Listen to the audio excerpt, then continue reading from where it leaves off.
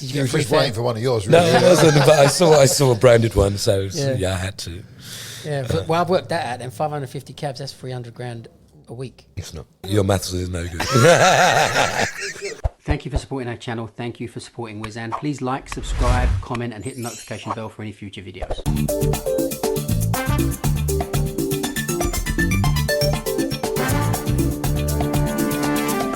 Taxi!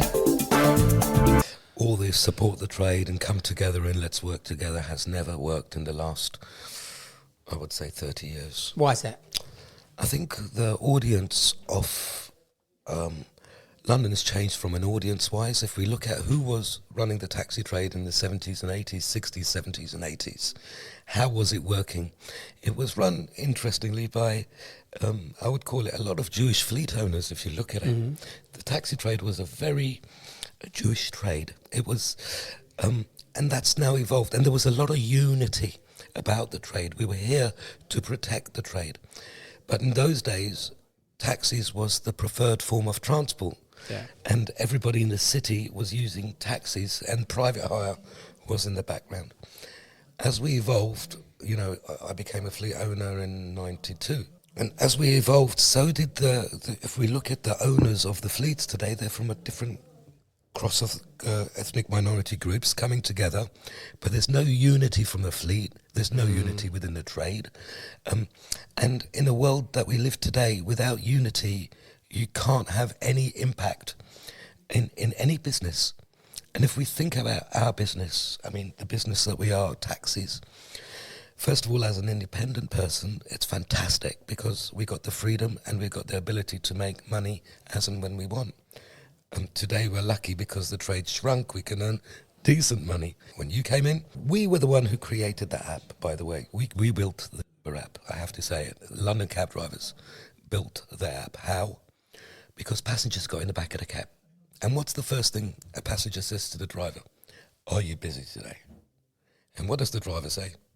Nah, they killed us. Who? Well, download the app. And so many passengers download the app in the back of our cabs because all we want to do is complain about the beautiful job that we have. And instead of glorifying it, instead of putting the unique selling points that we have in a taxi, we don't do that. And it happened to me as well in the past. I was a cab driver. If we go back to my day, I remember Bob Oddy from the LTDA saying, hey chaps, we've got a glorious taxi trade and there's a new night trade coming to market, right? We need to put out another 20,000 badges. What do you think I said? Are you mad? Are you crazy? Are you nuts? And every cab driver said the same thing. But how are we going to service the night trade? So what did they do? Today we're standing with 120,000 PHV licenses because we selfishly, including me, said, are you mad? Because we didn't think about the future. So what you're saying is we should have had availability, cabs are more available. Well, covering the supply and demand yeah. has been an important thing, and I've heard it spoken about for years, but that seems like the turning point in history where it was predicted and foreseen the supply and demand is not going to be met, and if we don't meet it, somebody else meets it, and then you create the PHV market. Today, the licensed London taxi trade, whilst we were governed under the Public Carriage Office, we were part of the Metropolitan Police Public Carriage Office. We were all so proud after doing the knowledge to be part of the Metropolitan Police Public Carriage Office. We were governed as an independent taxi unit, nothing to do with private hire. Yeah. Once we got put into the same pot, this is where our credibility started to dilute and our influence in London started to dilute. And today we find ourselves on the periphery without investment from government, without investment from our mayor, who continuously says he will support. And as you can see, the support is dwindling away and our market is shrinking. And it's a very interesting era that we're finding ourselves in, which is an unknown era because unless our government or Transport for London or the London Assembly put all their effort in to categorically tell us all, including our knowledge boys who are studying for the future of our trade, these guys want to know, do they really have a future? Do we really have a future? I'm investing millions and millions of pounds in a taxi trade without knowing we got a future. In truth, as a commercial business, we are the best business in the world.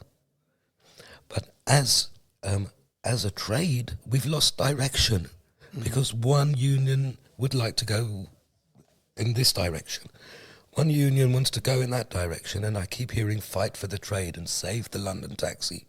And Sherbet are being benchmarked as the global taxi company of the world. You know, we are the taxi company, and we've been benchmarked and award-winning, constant award-winning. So why do we need, really, we need to support ourselves. Yep. And look at the glorious business we're in. And there isn't one cab driver, and if there is, I'll challenge you, that should be able to slag off our industry and tell us how bad it is and I don't make money, because you don't make money because you ain't working hard and concentrated and focused. But the rules are, in a taxi driver's trade, 8 hours a day, 5 days a week. You'll have your house, you'll have your kids in education, and you'll have 2 holidays a year. If that's not good enough and a good business, well, maybe get a job somewhere else, because you ain't going to get this freedom. No, I've often pointed that out to loads of people in this trade. They complain about the price of a taxi or renting a taxi. Go and have a corner shop. Go and buy the stock for a sweet shop. Go and have 70 grand's worth of stock invested that you're selling things for 50 pence and earning 10 pence on everything that you sell. These are other businesses and business models. In our business, it couldn't be more simpler. The money comes in the window and you pay the expenses that are kind of very, very clear to do. And it is, I agree with you. I agree as well with the fact that we're not, the people are negative about our industry. So we spin it a little bit. We spin it and say it's really good money. And if you said to someone, I took £700 yesterday. Oh yeah. What about expenses? No.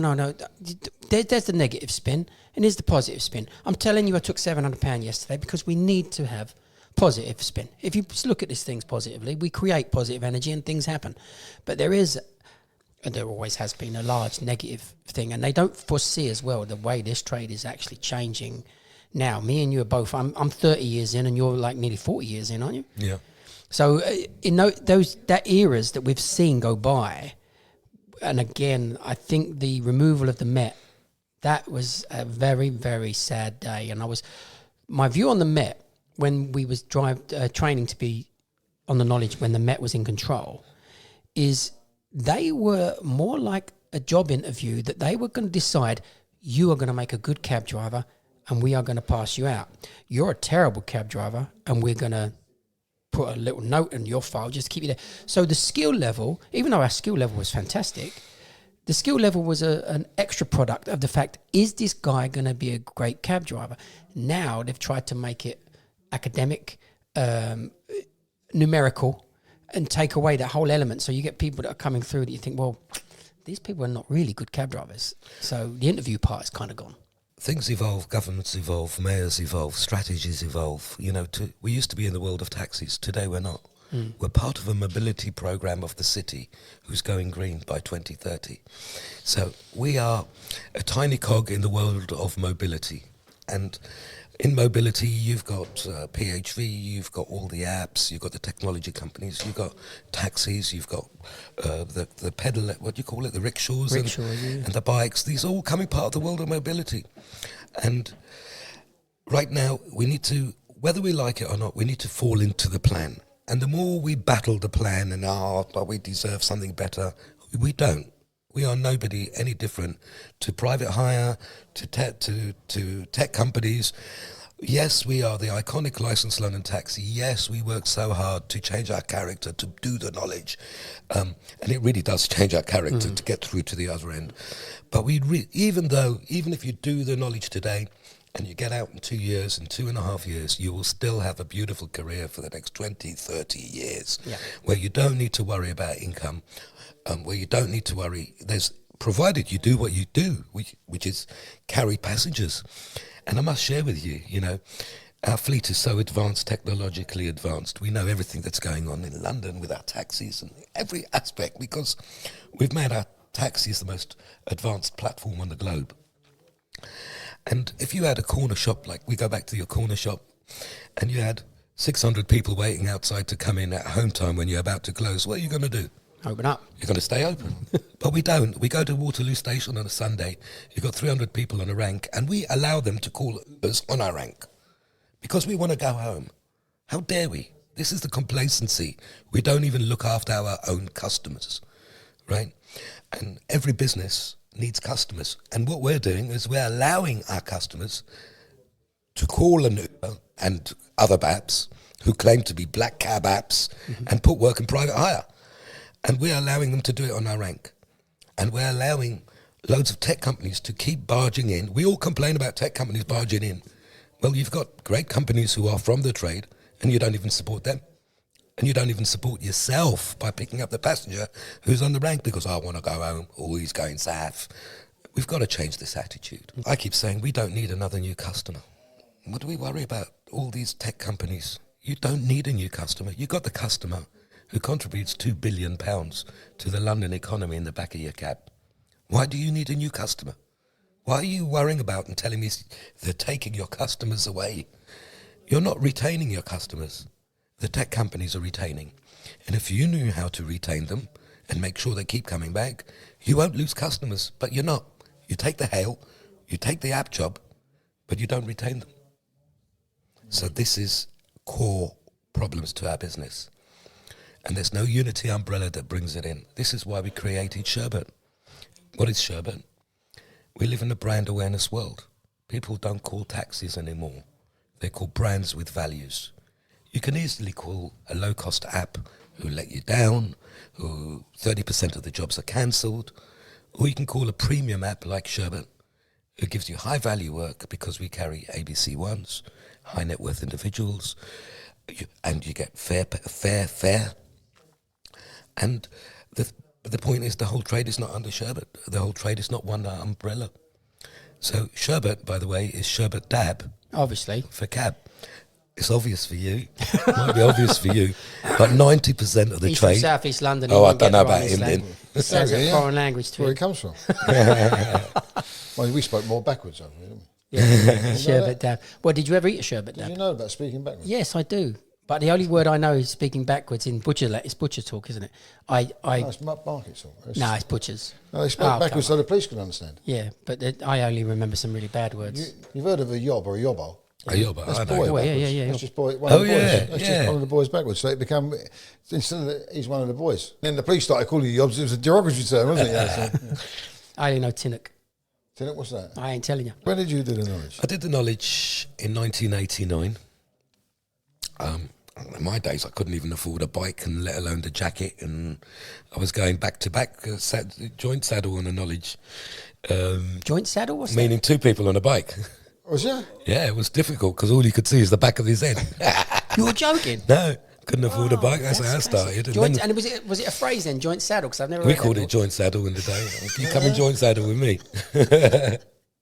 And how many runs were then? 89. 468. The pig book, blue book. Yeah, You had 468. Yeah. It changed to 400 in about, probably literally round about that time. You might be on the verge. A few years later, it changed to 400.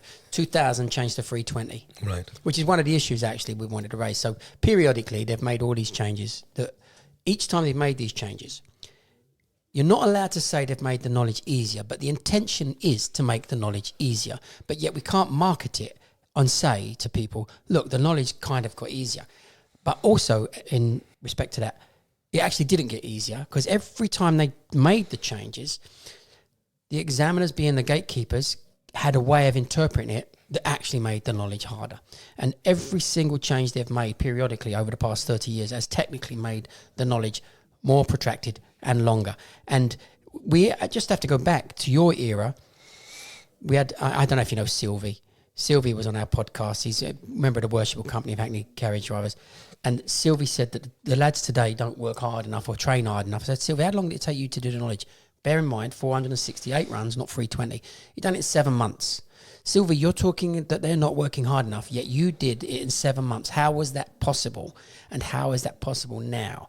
Doesn't translate. That is not the knowledge of then to today. There's nothing comparable. I do have a thing that I do think people, the level today is a bit lower. You didn't agree with me, did you? with the No, level being low. I think they're still working hard, don't they? They're working hard, but one thing I When noticed... you say level, define that what you mean in particular. When we used to start, you'd power through. So you'd get your blue book runs done. You'd really be keen. You'd get that part done. And then you obviously need to repertoire of points. So you've been seeing stuff as you've been going along. And then you build upon that points repertoire. But you carried on building that repertoire because the way the system was, each week or each month, the examiner would have picked up a few interesting places that they haven't asked before that they introduced to the system. And then all the guys that didn't know them would see them and think, got to know those. They'd go out and find them. Now that kind of thing isn't happening. I don't see people chasing points. They kind of, for a start, Google is used far more excessively than it should be. They're not going out and visiting stuff. They're not accumulating. There's a question come out today. They're looking at it today from Curtin Road to drive through Plough Yard, Herne Street and Plough Yard to come out on Shoreditch High Street. And they're wondering, does it work? I said, I think it works. But for you to fully remember that it works, you look at it, you ask the question, you run the run using those particular roads, but you have to go there and look at it, create a memory that it really works, and then it will be something solid for you. See, that's different what you're saying there for me. You're saying it's like a level, but they're still working the same amount of hours, but they're not doing it in the same system. In other words, they're not going out. Yes, they're trying to do it here in the classroom too much. Yeah. But they're still working the same amount of hours. Yes, and the bike work is the least most important thing that we do in respect of the things that we do in the structure of learning. It's the least, but it's still an important thing. And what I think we're finding is how important it is that you came to this as an experienced driver around London, so your view of London was already established. So when you're doing the knowledge, you're not creating more of a view. You needed to create the language, how you speak, how you run runs. But a lot of the guys, including me, when I came, I worked Covent Garden as a kid, and my friend was becoming a cab driver. He said, Dean, you can do the knowledge. He said, it's easy. Okay. He said, look, we're at Covent Garden. Take me from Covent Garden to Buckingham Palace. I couldn't do that. I had no idea. I worked Covent Garden all my life. But the only thing was, because I was East End based, I'd never stepped a foot further west. Covent Garden was where I ended. I went to work and came home. So I thought, I know where Buckingham Palace is, but you think I could name the roads between there? I can't do that. So that's where my knowledge was when I started. Nowhere. So when you start going out there, every time you visit a point, every time you go out to check a road that works, what does it do? The memory is being built stronger and better. So you need those visits. Not as much as you need sitting at the table practicing your questions every day, because that's the core element that people miss. You're not training in actual fact to be a cab driver when you do the knowledge. You're going to learn to be a cab driver when you pass out. You're training to sit in a chair in front of an examiner and answer questions. So the better you are at that, then the quicker you'll pass. But to get better at that quicker, you definitely need that road work. And they're not getting the same volume of road work. And we know that people say they don't see knowledge boys anymore. Now, admittedly, the transport's changed. So maybe they're doing it on electric bikes.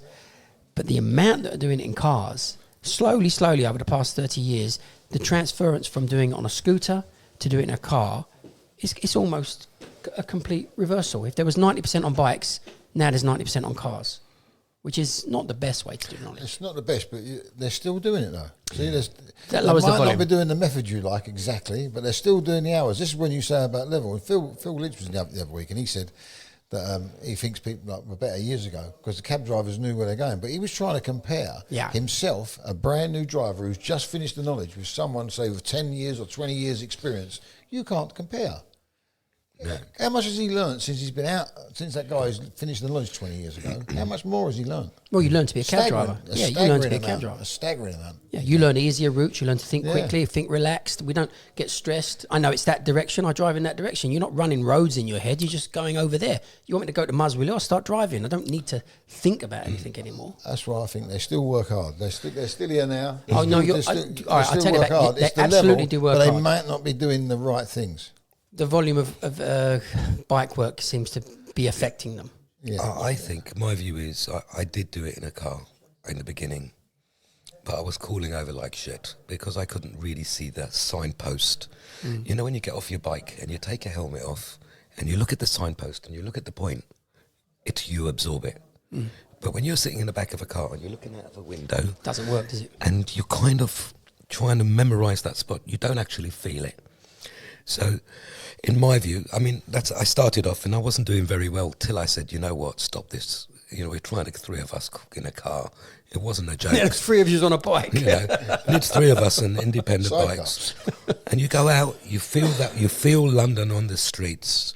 And then suddenly my knowledge got so much better because I felt the point. I could close my eyes and You had visual. I had visual. I could see Mr. Chow's. That was it. And with regards to really, cab drivers, there isn't a point still in London. I haven't driven in donkey's years, but you could say to me, I can't call a run for love nor money other than Manor House to Gibson Square. But you could say to me, I want to go to a road. You don't need a map or a sat-nav. You'll just say to the passenger, Victoria Road, off where, sir? Yep. Bang, you'll know exactly where it is. Sat-navs now is all really for traffic. Yes. For us, I get offended. Sometimes I save time. My brother says to me, I'll put the sat-nav on. I say, sure, but do it left here, do it right there. Do a quick left and right. That quick and left and right is another 3 minutes because the sat-nav don't give you the feeling of the bus lane. And I can see straight away, I'm going to save that bus lane down Holloway Road.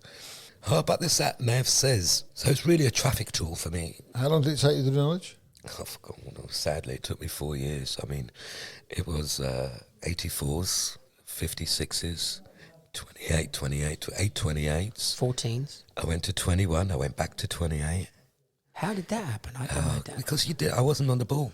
Was you working as well at the time? Or? I was working, and it was very difficult. Full-time work? Full-time work, Yeah, it's hard, isn't it? It's harder than full-time. You've got to get your routine really, really right. Spot on. Yes. If you're full-time, not full-time. Yes. To be honest with you, my view on the knowledge is the word focus. I'm a focused businessman now. I got what you call sniper vision, right? If you come along and say, turn right, I'll tell you, no way. If we take the same thing with the knowledge, any knowledge boy, if you just stay focused for 18 months, all in, total focus, you'll get there. You need to work. It's that 8-hour-a-day theory. You need to do 4 hours on the bike, and 4 hours in school, 5 days a week. And I guarantee you, 18, 20 months, you'll be, as they say, hot shit. You'll be the bee's knees. I absolutely agree. And there's a proof of it as well. People used to say to me, what I'm going to do is I'm going to get onto 21s or 28s and I'm going to give up my job. And I'll be like, give up the job now and go back to work in 18 months. This is where the knowledge is done. This is the hardest part. You're about to learn 3,500 road names in your blue book alone. Do you know how many decks of cards you're trying to remember by doing this? This is a memory trick of a colossal amount. Do that. Be good at it. Learn some points. Be good at it. Learn point to point. Be good at it. Spend the hours in there. And then later when you're good at it, it's about maintaining it. And maintaining it is easier to do when you're full-time in work than it is when you're not. So you can still be full-time if you wanted to, but your 18-month thing is absolutely perfect. If these people dedicated the 18 months of absolutely full-time work to it, it makes the difference. And going back to that era, there was a lot more people doing it full-time back in that era that did finish the knowledge in 18 months and 2 years because they did exactly that. Yeah. It's a business, right? There's no point starting it, but you're going to go and go on the knowledge, you're opening a business because you want to get to, it's like starting up. How do I plan to open a business in 18 months? What do you need to do? You need to be focused and study. Yeah. How easy is that?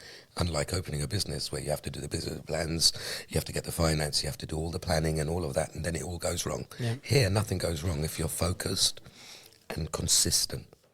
If you do focus and consistent, you'll be out 18, 20 months. You've got a career for the rest of your life. You're free to work whenever you want, 24/7, 365. You put the meter on and you go to work. Yeah. Now, what career? Where can you get that? And sadly, we get complacent. I got complacent, because suddenly you're earning money, you got your freedom, and I go up north, I'm going to go home. Forget the workers on the streets. I'm going home. But I only done 4 hours work. I made my money. It's the wrong attitude to have. Our customers who want to use us need to know that we're there for them, and we're not. Mm.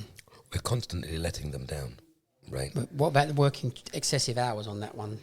Well, we need to find a balance. Again, truthfully, technology, we don't embrace. Sherbet embraces technology. We're moving towards shift cabs because we've got an app. So you would rent from us, we would give you work to cover at least your rent. But if you went double teams, which the business is going towards that, whether you like it or not, whether any driver likes it or not, you are all going towards double teams because we don't have enough cabs for you. Yeah. And Shared cabs. Yeah, that's we're going back to the old days. What was the name of it? Journeyman. Yeah, the journeyman. Yeah. We're going back to the old days. Just put into a cab. We've park it. become, sadly, because we've become complacent because, you know, how much is a cab? 340 and 370 and 400. Even at £400 a week, a brand new cab, when you put the insurances, the fleets do not me, fleets, every fleet, do not make a penny profit. They can't make profits today because these vehicles are too expensive. You know, Sadiq Khan said in London Assembly, when taxi drivers can't afford to buy them, they can rent them from fleets. I said, Mr. Khan, I can't afford to buy them. I haven't bought a brand new cab in the last 12 months, right? Next year, I still can't afford to buy new cabs. Why? The grant's going to go in March. It was 7.5, now 4 grand. Still can't. I couldn't afford it when you gave me 7.5 grand. Yeah. The interest rates are high. Insurance on every fleet owner has gone through the roof because sadly rental drivers, not all, but there are some that drive your taxis absolutely ridiculous, and it has an impact on the whole fleet. Yeah. And from our end at Sherbet, we're weeding out drivers like that. We're happy for them to go to our competition. You had a story about that yesterday, yeah, from Metham. Guy here, got the same cab as you, but brand new. And he said it was full of cement bags and cement dust everywhere and timber. And I went, must be a rented one. There's no respect to the rental owners who actually put their homes, their lives, they guarantee their houses, me as well, and most of my fleet owners, and the smaller fleet owners who are trying to come into the business. And drivers come along, they jump from fleet to fleet, owing debt of 300 here, 300 there, 5, with no respect to the fleet owners, no understanding that their insurance has gone 3 times, no understanding that the rent that you're actually paying is not covering his repayments because interest rates are high. And that's the part of the trade that we are focusing on to eradicate from Sherbet. We don't want to work with drivers like that, drivers who continuously have accidents. We can't, because one accident puts the insurance across the whole fleet. So, you know, and also you've got drivers, sadly, who don't report the accidents fast enough. And if you don't report your accident within a few minutes improperly, that accident management goes to the third party, and the third party takes action against us because we haven't got the data fast enough, and we lose control.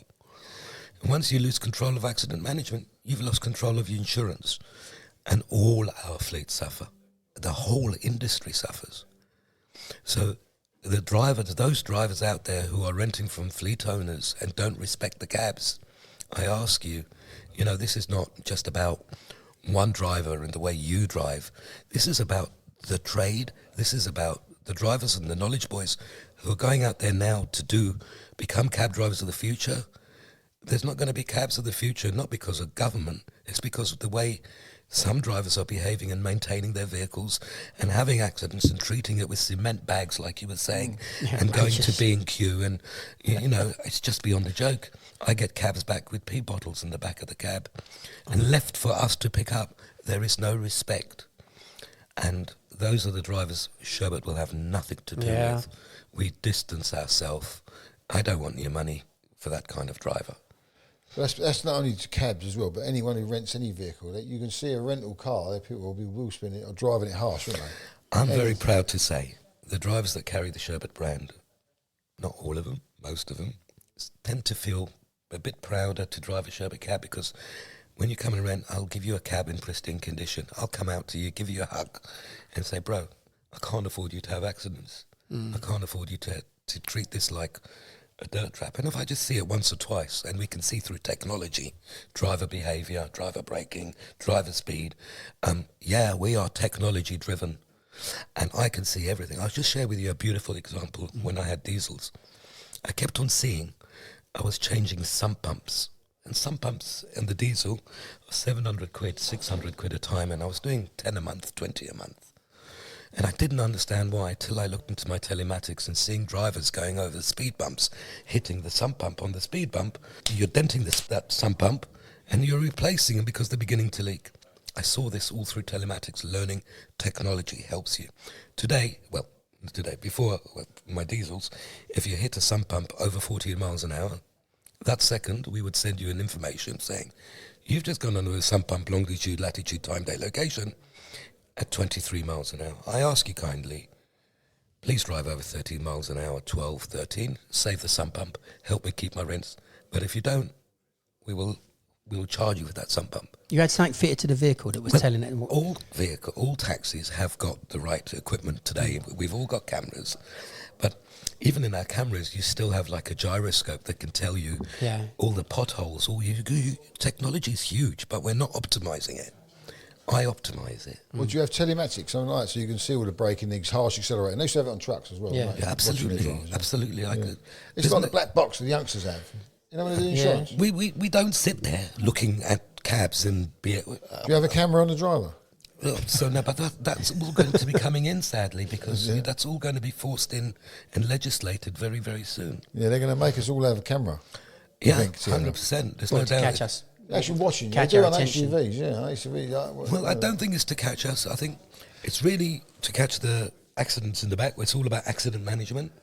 But if they had one on the driver, they had one of those trucks and that, if you touched your phone or anything like that, even if you got away with it, they could go back through footage and see you doing it. And then you could be retrospectively punished. Well, the companies would just fire you. They wouldn't get you nicked, but they'd just fire you. But I've seen the ones where the drivers are distracted watching the telly and they've gone on the motorway straight into the back of a car parked in the traffic. I don't think we're like that in cabs. I think we're watching movies. But No, there was one, wasn't there? was there? Yeah, there was someone filmed watching a movie.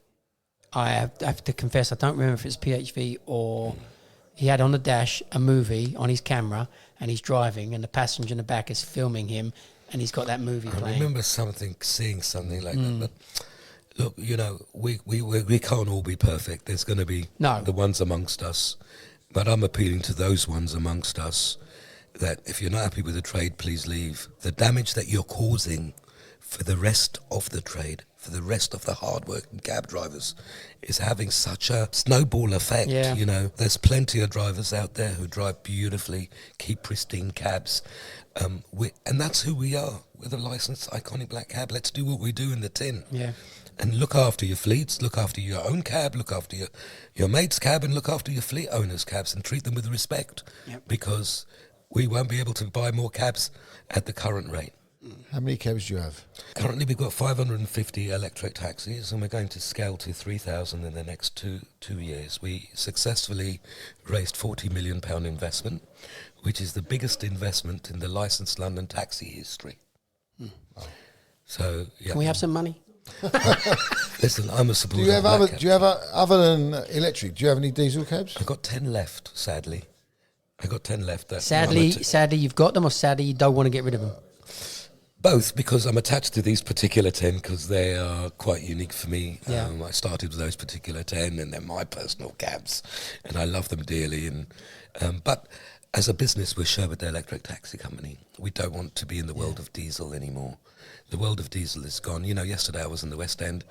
I was going to get into an electric to get home. He picked up somebody else. I said, it's fine, please feel free. 3 diesels came by, I wouldn't get in them, and I'd wait for an electric.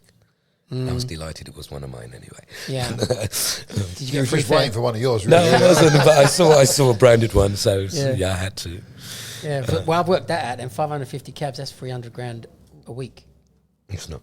And with Your maths is no good. When someone rents one, do you have an app for work? Sure.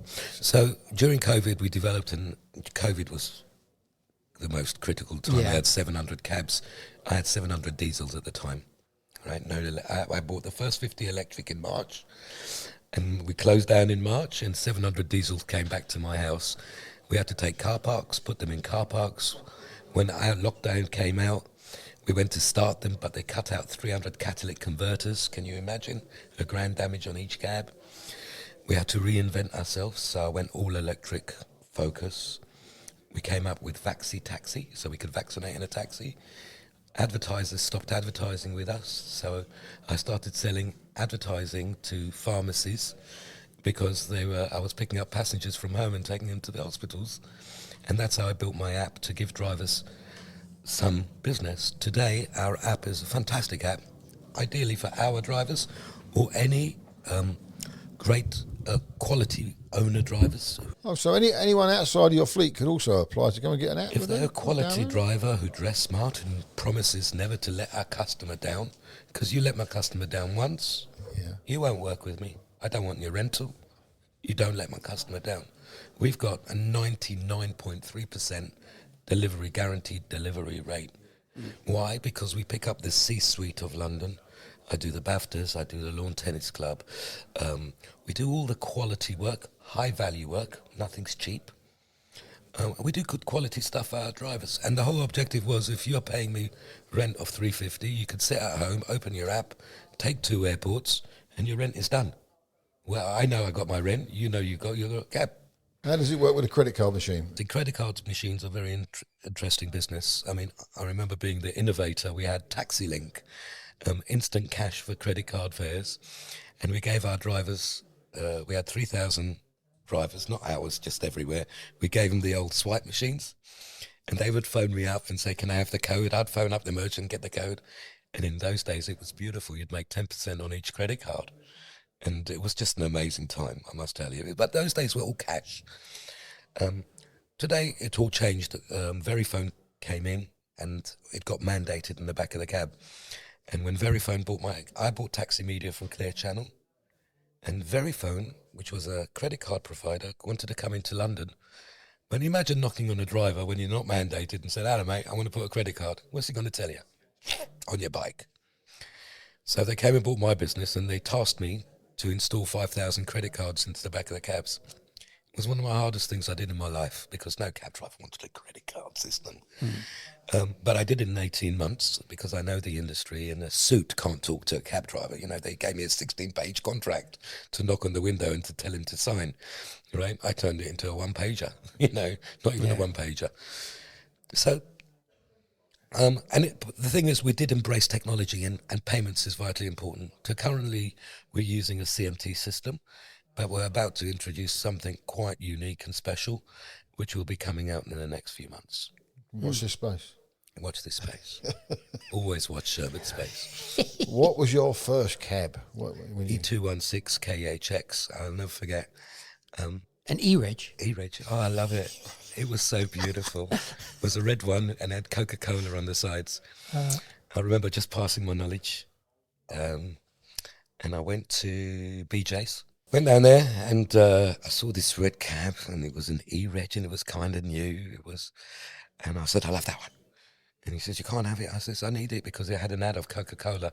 And I promised my younger brother that when he comes back off holiday, I'll pick him up in a red Coca-Cola cab. So I insisted, you got to give me that cab. And I picked up a cab. I don't think it had power steering. No, I wouldn't have. I don't think. And we Was used it to an put FX4? EasyJet in the back, not EasyJet, Easy Spray, and you had to put it in the exhaust pipe so it ignites in the morning. It was horrific to drive a cab in those days. It was cold, and the smell of diesel, and oh God, and No electric windows electric off on the front or the back. There's All back windows. windows that would slide along. Yeah. I had And long hair then. You used to be able to just do that to the window, Well, and mine it used would to open knock up. the latch, and then you just open the window from the outside. Correct. Good old days. How much was that? How much is that? 160 a week. See, people don't realise. My first cab was brand new as well. It was an M-Reg, I think, from Ascot's, and that was £200 a week. What year was that? That's going to be 1996. Yeah, £200 a 93, week. 160 a week, and then came out a lot of diesels at that time at £200 a week, a lot of players. But in those days, the vehicles were affordable. I think 35 grand. So within 3 years, you'd pay for them. 4 years. Today, you get to, every fleet owner, sadly, is getting to the 3 year, and we're refinancing. And sadly, our fleet owners, we're all laymen. But when you really look at the commercial terms of refinancing, you got a bullet at the end for the whole year. So you're really paying most of the interest anyway. So the refinances are gone. So we're not really refinancing and taking money out, but all the money that you've paid off is being refinanced again, and you're caught in the same trap. And every 3 years you're refinancing. So poor old fleet owner who not all the drivers, some of the drivers abuse. Sadly, they're caught in a rat trap. And it's not easy for them. It's not easy for all of us. It doesn't matter how big you are and who it is. I'm not speaking on behalf of the fleet owners. I'm speaking on behalf of myself. Yep. But I work with a lot of fleet owners, and they come to me, well, how did you deal with this scenario? Because I've learned the hard way about financing and refinancing, and it's got to be done correctly. It's not about refinancing. Refinancing is the biggest trap in the world. But sadly, the fleet owners, we don't come from a banking background to really understand how to restructure your debt. You know, you look at any fleet and you look at their balance sheet, not touching it. No one wants to invest in fleet. Yeah.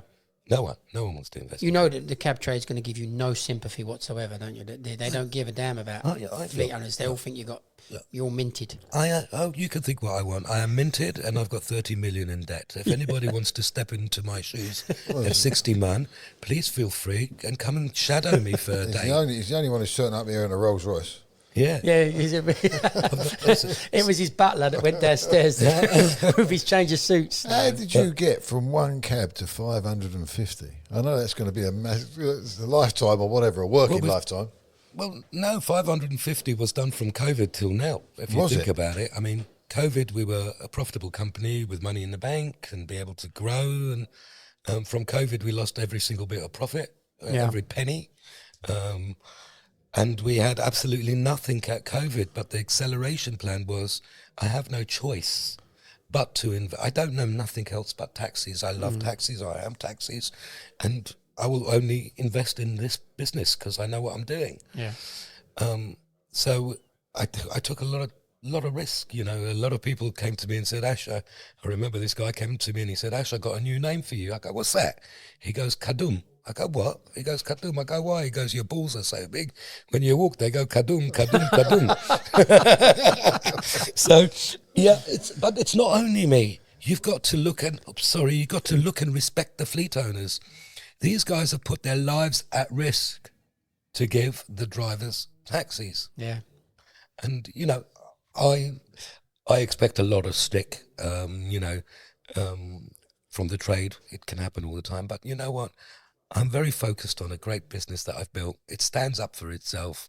So if any drivers want to have something to say, you can come and say it to me personally. Respect, we know how much it takes to run a business, and I've always, since day one, people have been saying to me, why don't you do fleets? Why don't you do fleets? I do what I'm good at. I can't do what I don't understand. I don't get involved in what I don't understand fully, so I'm not going to do that. And all of my friends have done small fleets over the years, and I'm just looking at the aggravation. I've got my friend Jason jumping out of bed at 3 o'clock in the morning because someone's broke down in bloody Barnsley, where they've done a job. They've got to run up there, get their cab back. The cab's back, come back rubbish. The cab's come back crashed.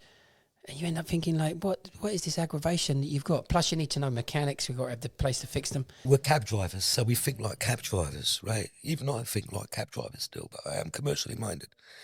But, you know, for example, you know, we had a scenario now where all our insurance has gone up substantially. To go and buy a second-hand cab, the interest rates is extortionate. We can't afford to buy new cabs because they're not even making new cabs. So we need to increase our rents. So we go up to the drivers and we say, guys, we want £10 a week increase. Oh, the hell and uproar we get. But the logic is, if I turned it around and said to you, driver, Mr. Driver, come and rent my taxi for £500 a week, but I'll give you 150 cash. You're going to jump on that because it's cash, right? It gets the same as your £350 a week. The truth of the matter is, your £10 a week that we require to be honest with you, we need to increase by £30 a week. My insurance and everybody's insurance has gone through the roof. We requested 10. The comeback is absolutely huge. You know, it's not a good feeling to request £10 and you need 30. And the whole £10 that you're going to get back comes off the tax. So why do you say no? You get your whole £10 off the tax bill. You're renting a taxi for work. Mm. So it's just a driver's mental thought process of how we think, oh, I can't afford another £10 a week. Mm.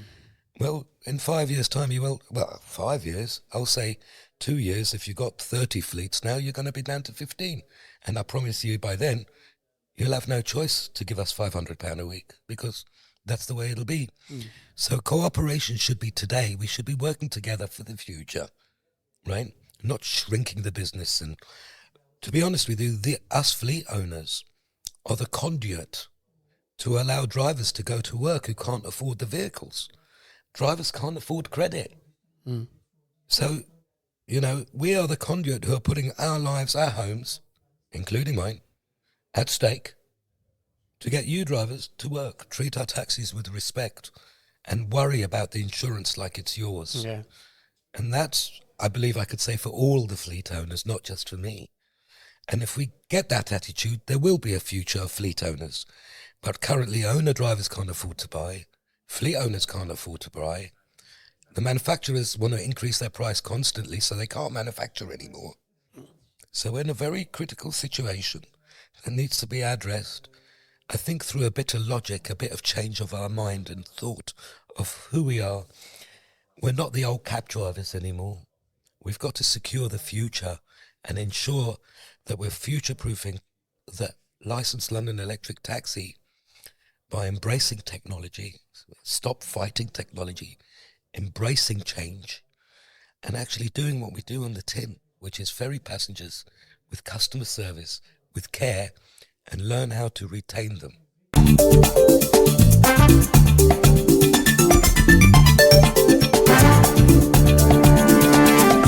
Taxi!